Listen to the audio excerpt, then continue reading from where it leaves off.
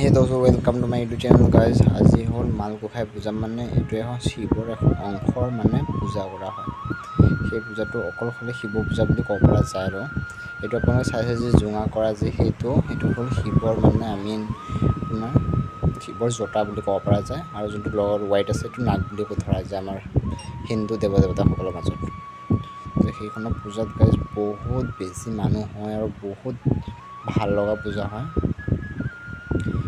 বহুত দূৰৰ পৰা মানুহ ইয়াৰ পৰা আহে চাবৰ কাৰণে। সেই পূজাটোৰ মূল্য এনেকুৱা আৰু অকল শিৱৰে বুলি পূজা বুলি ক'ব পৰা যায়। সেই পূজাটো এই লৈ যি আপোনালোকে চাই আছে দৌৰাই যি থাকে সেইটো মানে সেই সভা হ'ল গোসাঁই মানে ভগৱানৰ মানে গাটোত আহি যায়।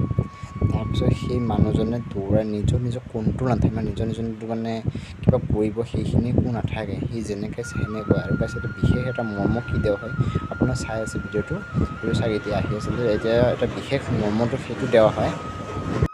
তো গাইছ ইয়াতে বিশেষ মৰ্মটো হ'ল যে যদি ক'ৰবাত বা গোসাঁই মানে থাকে বা গোসাঁই স্থান বা গোসাঁই ঘৰ বুলি থাকে যেনে মন্দিৰ হওক তাতে সি নিজে যাই পাব। আৰু ইয়াৰ এটা বিশেষ মৰ্ম তাত দিয়া হয় যে নতুন যোনে বিয়া পাতি আহে সিহঁতৰ ঘৰত সি মানুহে যদি নকয়ও সেই ঘৰখনত এই গোসাঁইটো যাই ওলাই আহে।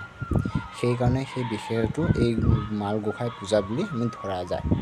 আৰু শিৱৰ পূজাখনৰ এনেকুৱা শিৱ পূজা যেনেকুৱা সেইখিনি পূজাখিনি অলপ এইখিনি কান্ধত লৈ দৌৰি ফুৰে। তো য'তে গোসাঁই থাকে তাতে সি নিজে গৈ পায় আৰু মানুহ সবাকে দৌৰাই ফুৰে মানে আগত আহিলে বহুত বেয়া হয়। সেইকাৰণে সেই পূজাটো বহুত বেছি উন্নত দিয়া হয় আমাৰ হিন্দু সমাজসকলৰ বাবে।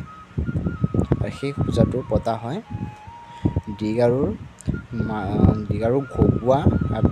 ঘগুৱা এখন স্থান আছে। সেই নিজৰ মই বহুত আগত ভিডিঅ' বনাইছিলোঁ সেই ভিডিঅ'ৰ মাজত আছে তাতে এই পূজাটো তাতে কৰা হয়। আৰু সেই পূজা হোৱাৰ নিয়ম বহুত আছে। তো আপোনাৰ চাই আছে আমিও গৈ আছোঁ এতিয়া সেই পূজাটোৰ বহুত লাখ মানুহ ইয়াতে ভিৰ হৈ আছে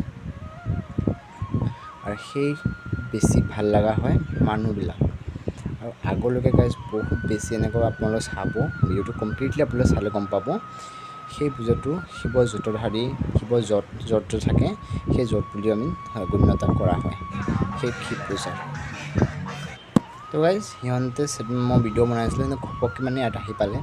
অহা যোৱাৰ লগতে গাইজ যদি আপুনি বহি যোৱা নাই বহুত আপোনালোকে বেয়া সেইকাৰণে বহিব লগা হ'ব। এতিয়া নবহিলে আমাৰ মানে মূৰত লাগিব না, সেই মূৰত লাগিলে সেইটোও ভাল হ'ব।